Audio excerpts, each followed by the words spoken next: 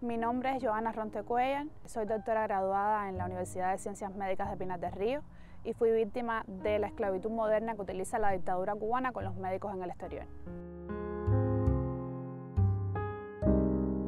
Lo de las misiones médicas surge casi como idea de Fidel Castro espontánea, como él tenía esas ideas impulsivas después de un terremoto que hubo en Chile en el año 60. Y él manda una misión de médicos cubanos a asistir, que de hecho iba al frente de esa misión el que fue luego el presidente chileno, que era médico, Salvador Allende. Entonces en el año 63 Cuba manda una brigada médica también de 50 y pico de trabajadores de la salud a ayudar a Argelia, un aliado político, en una guerra interna, que había un conflicto interno. Y ahí se da cuenta Fidel Castro de que esta era una idea muy interesante y muy importante para suplir una serie de necesidades que tenía la revolución.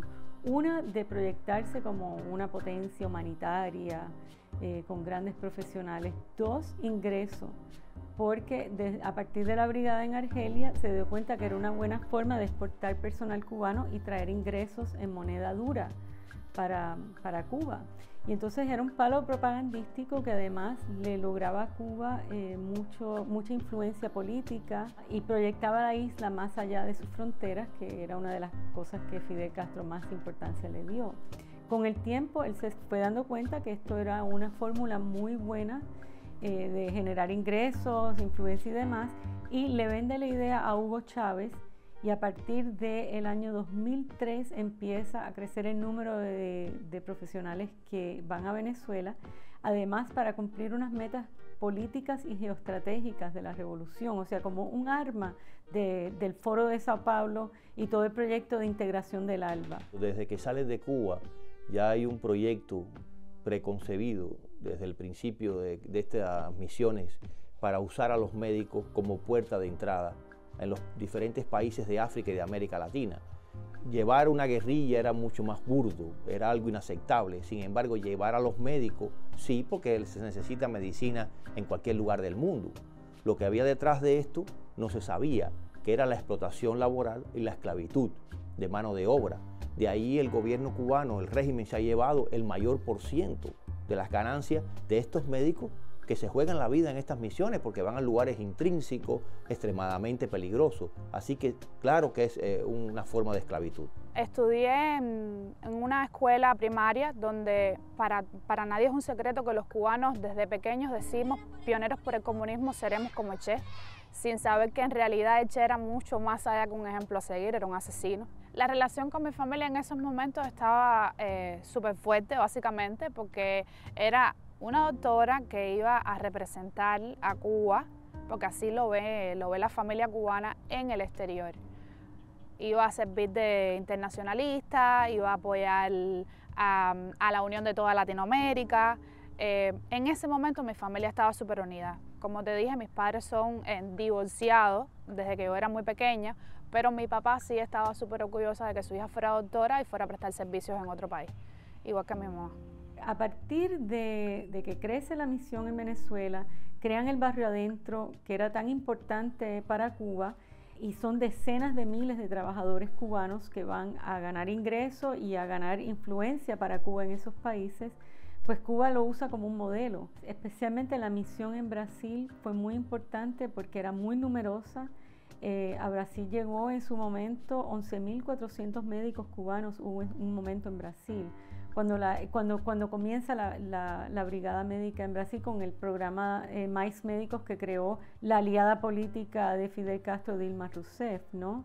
Eso le suponía a Cuba más de $400 millones en ingreso anual, pero además una gran influencia política para ellos proyectar su modelo castrochavista y su expansión en el continente. Comencé a estudiar medicina en la Universidad de Ciencias Médicas de Pinar del Río, se llama Ernesto Che Guevara. Para mí la universidad fue un periodo prácticamente de competencia, donde era mucho más importante si ibas a un desfile del 1 de mayo, así tenías buenas notas. Básicamente se ponía en una balanza qué tan buen estudiante eras con las actividades y muchas veces, o la mayoría de las veces, ganaba qué tantas actividades tú hacías y qué tantos trabajos voluntarios hacías, mucho más por encima de las mismas notas. Cuando llego a sexto año de la carrera de medicina, abrieron ciertos diplomados para ir a Venezuela, o sea, para participar en ayudando supuestamente a la salud del venezolano. Diplomados en terapia intensiva, en oftalmología, en rehabilitación, y a mí el diplomado que más me gustaba porque más afín estaba conmigo era de terapia intensiva. Las clases de sexto año me las dieron en 4 meses y en enero de sexto año de la carrera de medicina empiezo el diplomado de terapia intensiva. La exportación de servicios representa el 75% del Producto Interno Bruto de Cuba en general. Por lo general, la exportación de servicios no es una actividad económica que tenga mucha dispersión y efecto multiplicador en la economía. Ya de por sí, eso no es una actividad que fomenta el desarrollo. En el 2020, los ingresos de servicios de turismo fueron aproximadamente 2.5 mil millones de dólares, mientras que los servicios de exportación no turismo fueron 4.000 millones.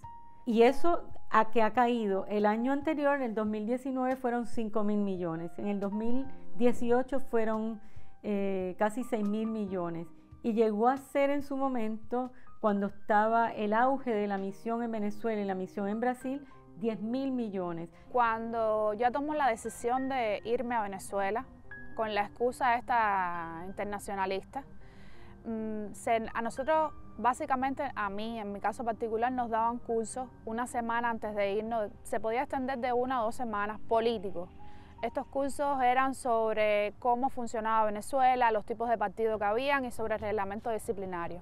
Pero esos cursos los daban los militares cubanos en la CUJAE, en La Habana. Ellos tienen que seguir un reglamento que les entregan a todos los trabajadores en el exterior, que les prohíbe manejar un auto, les prohíbe pernoctar fuera de la casa, les prohíbe ir a otra ciudad, socializar con personas del país que son antirrevolucionarias, casarse con personas del país. O sea, necesitan autorización para todo esto. No pueden regresar a Cuba si tienen una emergencia familiar. El contrato, lo que pude leer básicamente rápido fue que era muy abierto, que tú tenías que ir a cumplir misión para un lugar donde ellos te dijeran, hacer las cosas que ellos te dijeran, pero ni te hablaba de un salario fijo, ni cuánto ibas a ganar básicamente, ni cuáles eran las supuestas faltas o las incidencias indisciplinarias que según ellos contemplaban, ni cuánto iba a ganar, o sea, cuánto te ibas a quedar, se iba a quedar ganando tu familia en Cuba por estar tú allá, ni cuánto tampoco la misión iba a ganar por mí. El tema del salario y cuánto recibe Cuba y cuánto reciben los trabajadores de la salud es bien complejo, porque Cuba ha mandado trabajadores de salud a decenas de países, en este momento 70, y todo varía según el contrato. El pago que recibe Cuba varía muchísimo, como varía también el pago que entonces da Cuba. Pero esos trabajadores a su vez reciben, dependiendo del país, entre el 5% y el 20% aproximadamente. No se me olvida que durante una reunión extraoficialmente fue un líder venezolano al CDI de nosotros y me dijo que extraoficialmente nosotros ganábamos 70.000 bolívares. A nosotros nos pagaban 7.000, la diferencia era descomunal. Ahí empiezas a sacar cuenta y dices, estoy trabajando 24 horas, descanso 24 horas y la diferencia es muchísima, te quitan 90% casi de lo que en realidad tienen que cobrarte. En aquellos momentos 7.000 bolívares estamos hablando que daba para comprar la comida del mes básicamente y ya. En el contrato que firmé antes de salir de Venezuela, yo no vi en ninguna parte la cláusula de que si decidías abandonar la misión, no podías regresar a Cuba durante los 8 años. Antes de salir, en las reuniones que te hacían, es donde te dicen que ese era un castigo que el gobierno cubano le ponía a cada uno de los mal llamados desertores. El artículo 3 del protocolo de Palermo, los incisos A y B, tú lo pongas en el documental. ¿Por qué? Porque el médico cubano, el trabajador cubano que los lee, yo creo que está claro que es una situación de explotación, porque es un personal que está vulnerable. Y entonces el inciso B del protocolo de Palermo dice específicamente que aunque la persona explotada dé su consentimiento, si está en una situación de vulnerabilidad ante un poder, etcétera, que es lo que dice el inciso A, todavía aplica el protocolo de Palermo. porque en muchos casos hay estados o quizás académicos y demás que tratan de insistir en que no, esto no es trata de personas porque la persona ha consentido a ir. Pero el problema es que no se dan cuenta que la persona ya está cautiva, es una fuerza laboral cautiva la que tiene el gobierno cubano, porque todo el personal del Ministerio de Salud de Cuba solo trabaja para un empleador, que es el Estado, un Estado dictatorial totalitario que paga los salarios promedio más bajos de todo el mundo, y lo acabo de volver a corroborar. O sea, un médico cubano hoy gana menos de $200. Antes del reordenamiento, a partir del 1 de enero del 2021, ganaban como $70 al mes. Este personal ya cautivo ya está en una situación de vulnerabilidad. Y cuando te empiezas a contar cómo los reclutan, digamos, si a ti te mandan a Venezuela y tú no quieres ir, tu carrera ahí se paralizó, ¿no? Luego te mandan a una clínica en la Sierra Maestra donde no hay nadie, etcétera. Yo estuve castigado varios años porque hay una ley allá que castiga a los médicos que quieren irse del país y te mandan a un lugar extremadamente difícil, al campo, a trabajar por años hasta que puedes salir con una carta de liberación que se llama. O sea, la esclavitud no es solamente de los médicos que se van a las misiones, la esclavitud es dentro de Cuba, porque una carta de liberación, eso es un esclavo, usted no puede salir hasta que lo diga el ministro de Salud, por ejemplo. O sea, hay una serie enorme de violaciones a los derechos de los médicos cubanos que ningún médico de ningún país, aún el más incivilizado y subdesarrollado, aceptaría. Similar a lo que teníamos como pasaporte, porque no era un pasaporte, era un documento rojo, extraoficial, porque el pasaporte cubano normal es un pasaporte azul. Este era la carátula era roja, entre roja a carmelitosa, y nos lo daban en Pinar del Río. En mi caso fue en mi provincia. Me lo dieron y con ese fue con el que pude viajar hacia Venezuela. Y ese fue mi documento de identificación en Venezuela también. Sé que no era algo como lo que tenía el resto de las personas, porque tenía una hoja que decía válido para viajar solamente entre Cuba y Venezuela. Entonces no era un pasaporte porque no te servía para entrar al resto de los países.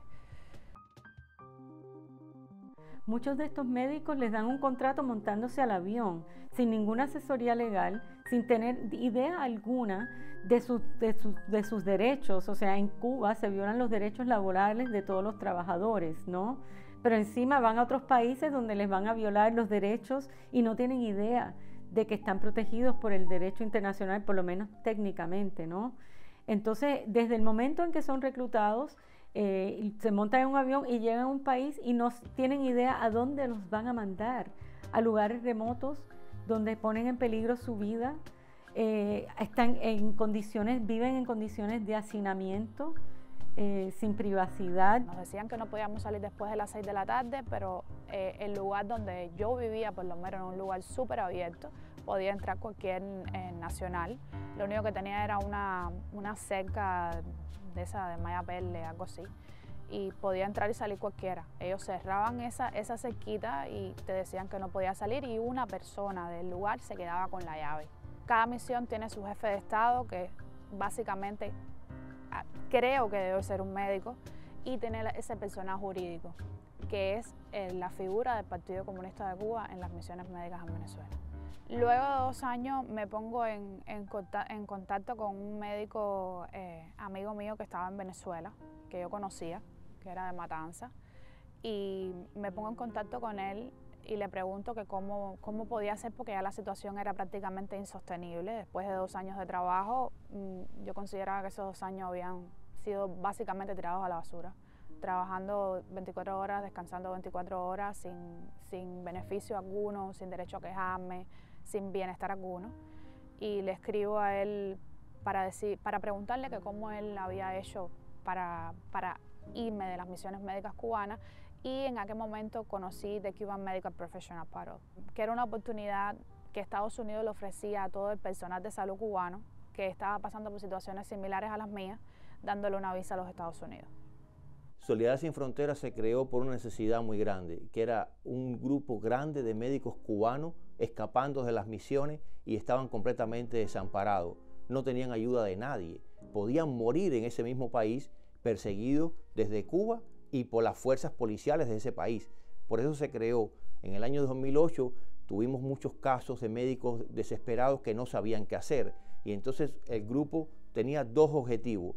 Primero, ayudarlo a que le dieran el parol que se aprobó durante la presidencia de Bush, del presidente Bush, que era para que cuando llegaran a la embajada americana le dieran prioridad.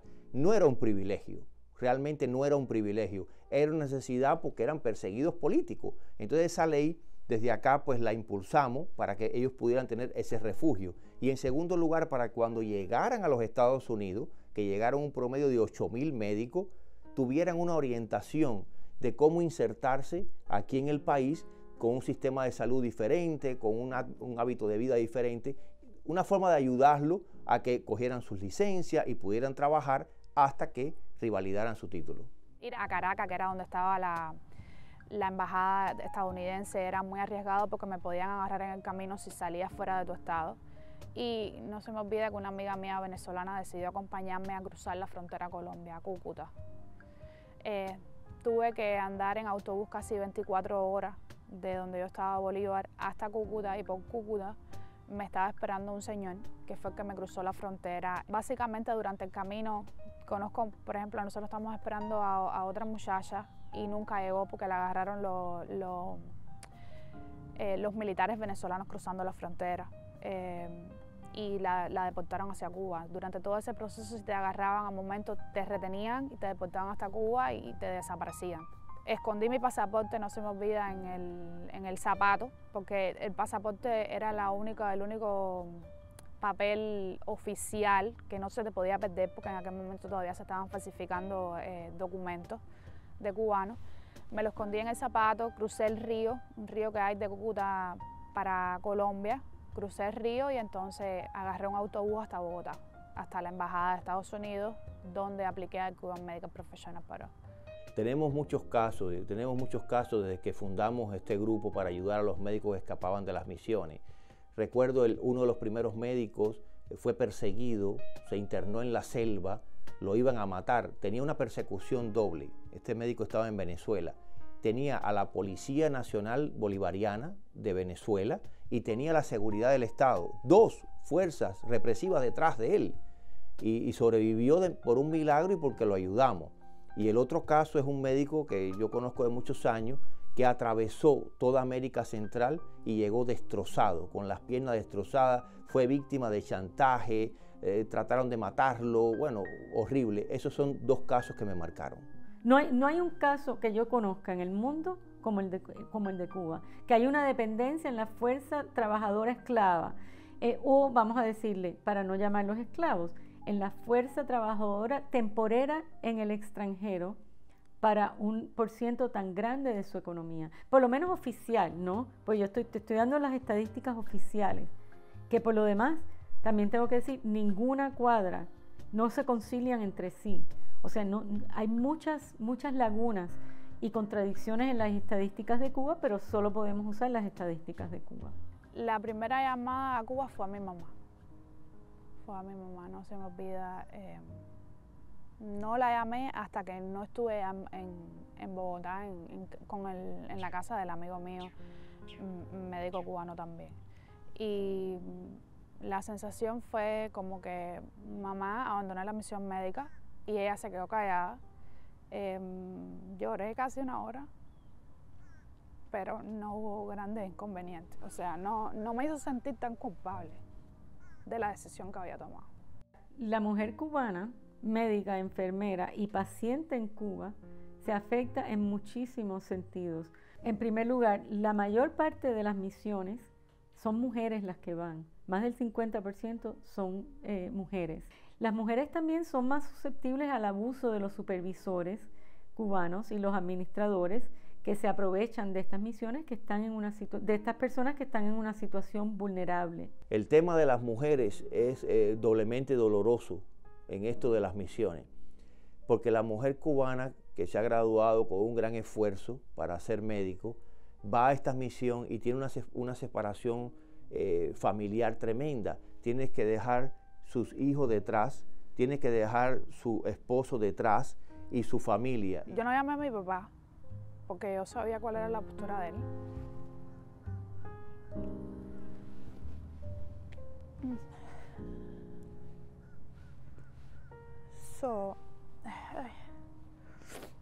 Yo sabía cuál era la postura de él, entonces quien lo llamó fue mi hermano, que está en este país.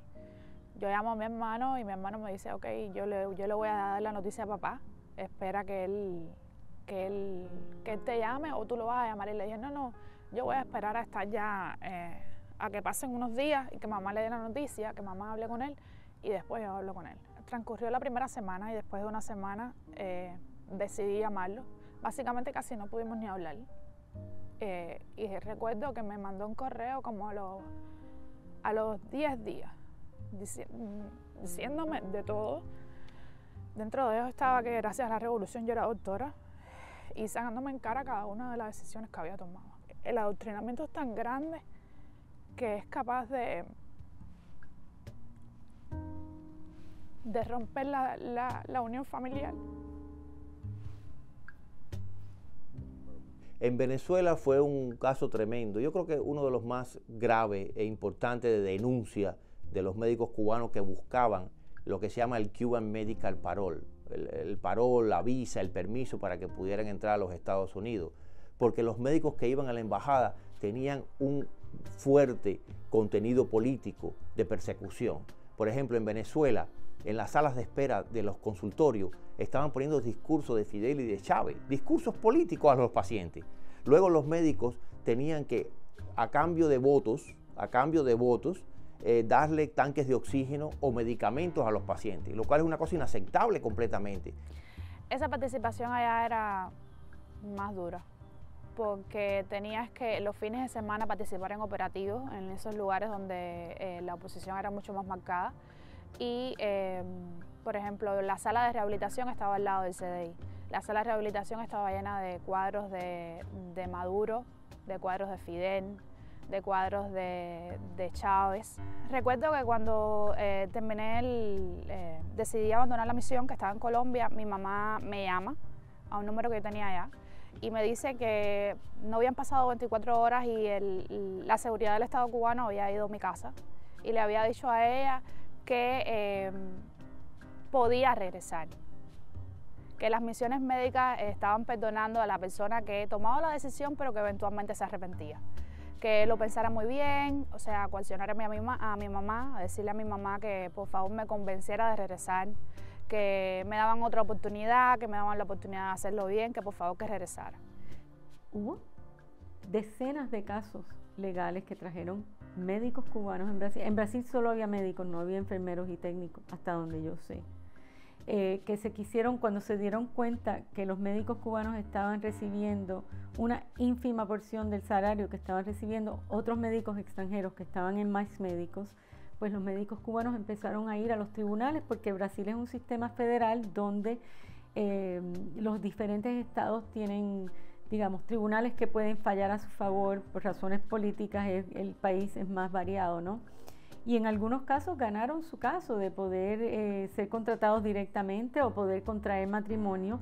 Y si mal no recuerdo, hay un caso donde hay un juez que dice que eso era esclavitud. Sin embargo, en Brasil se llevó un caso por esclavitud moderna, ¿no?, contra el protocolo de Palermo, que no progresó. Lamentablemente, yo creo que porque el tribunal falló a favor de Cuba. Yo creo que los casos que se han presentado es lo justo. Ha habido un negocio tremendo, una explotación con los médicos cubanos con la complicidad de organismos internacionales.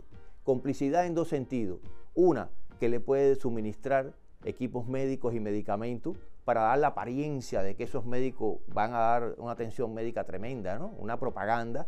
Y dos, llevarse 1% de esa explotación.